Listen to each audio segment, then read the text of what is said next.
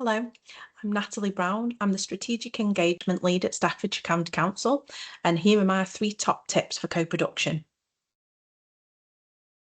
Tip 1, think about who you need to involve. When we are looking at any decision, rather than jumping in feet first and ending up down a track and thinking, oh, we really should have involved these people, just take a little bit of time. Who are the key stakeholders here? Who does this piece of work, this decision, this contract affect? And those are the people that we really need to work to get in the space as early as possible. Be kind to yourself. It's a bit of a work in progress sometimes, and don't avoid getting going because we can't always get absolutely everybody we need in the space. But definitely challenge yourself to think about who are the voices here that matter most. Are we being diverse and representative in the voices that we're receiving? And how do we get those key stakeholders in a space together, virtually, in person, or however works best for the group? Also task the group with thinking about who's missing as well, because we can only see things from our perspective quite often. So there might be some really key stakeholders that from our position we haven't thought about. So definitely think about who should be involved and how you get those people involved. Draw upon voluntary sector organisations, colleagues. How do we access certain people? And how do we get people in that space to co-produce together? My second top tip is around accessibility.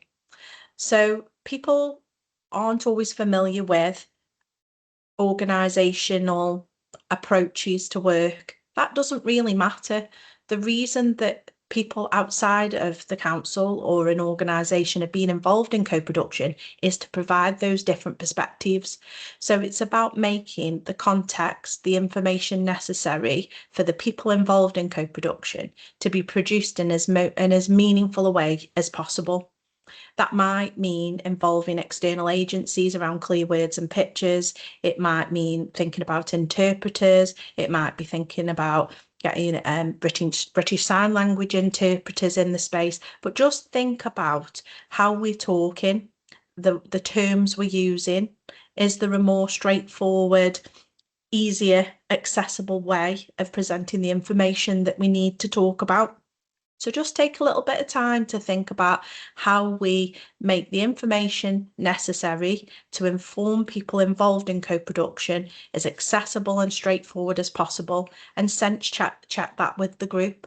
Maybe agree things around not using acronyms, check the information is clear and meaningful for the people involved. So it isn't just about getting people in a space, it's about making sure that they are informed in a way that's meaningful to them to be able to contribute in that space as effectively as they can. My third top tip is thinking about long-term involvement. All the work, time and energy that goes into getting a group going, getting a group of people together, identifying who needs to be there, arranging rooms or Teams meetings or all sorts of things, and people getting involved takes a lot of time and energy. So it's a real shame to think in a short-term way and just think about the involvement on a particular piece of work or project. Sometimes that's really relevant and it's a small piece of work and you'll work on that and that piece of work is clearly over. However, just think about the wealth of experience and the building relationships you've got in that space. Where can that be utilised in the future? How can you cultivate and develop that space and those resources and that expertise in that space? So don't think in the short term, think in the long term. Relationships take time. Working relationships and effectively working together takes time. So don't think in the short term, think in the long term, about keeping that involvement going, about looking at other opportunities and encouraging opportunities to come from the expertise in the room